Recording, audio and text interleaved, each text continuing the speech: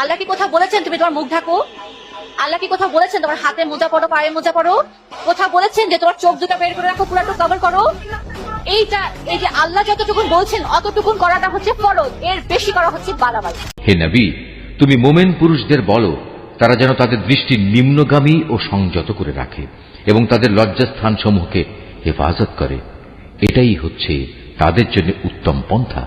কেননা তারা নিজেদের চোখ ও লজ্জাস্থান দিয়ে যা করে আল্লাহ তাআলা সে সম্পর্কে পূর্ণাঙ্গভাবে অবহিত রয়েছেন।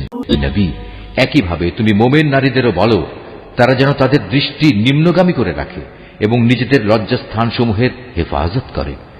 তারা যেন তাদের সৌন্দর্য প্রদর্শন করে না বেড়ায়, তবে তার শরীরের যে অংশ এমনিই খোলা থাকে সেসব অংশের কথা আলাদা।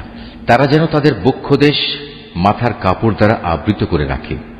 তারা যেন তাদের স্বামী, তাদের পিতা, তাদের শ্বশুর, তাদের ছেলে, তাদের স্বামীর আগের ঘরের ছেলে, তাদের ভাই, তাদের ভাইয়ের ছেলে, তাদের বোনের ছেলে, তাদের সচরাচর মেলামেশার মহিলা, নিজেদের অধিকারভুক্ত সেবিকা দাসী, নিজেদের অধীনস্থ এমন পুরুষ যাদের মহিলাদের কাছ থেকে কোনো কিছুই কামনা করার নেই, কিংবা এমন শিশু যারা এখনো মহিলাদের গোপন অঙ্গ সম্পর্কে কিছুই জানে না, এসব মানুষ ছাড়া তারা যেন অন্য কারো সামনে নিজেদের সৌন্দর্য প্রকাশ না করে।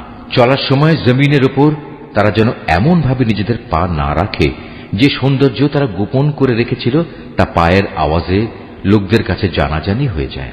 হে ঈমানদার ব্যক্তিরা, ত্রুটি বিচ্যুতির জন্য তোমরা সবাই আল্লাহর দরবারে তওবা করো।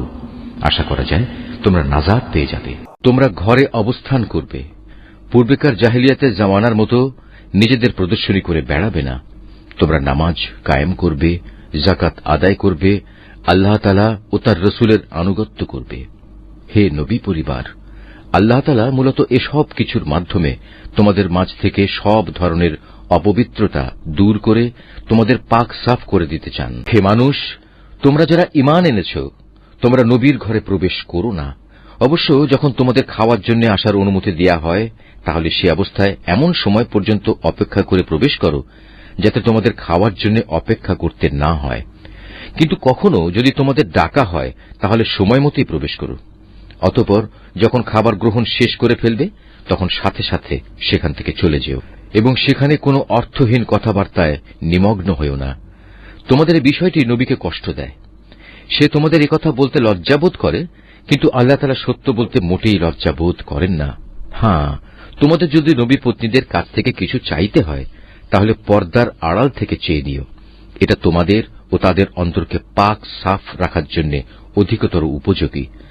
তোমাদের কারো জন্যই এটা বৈধ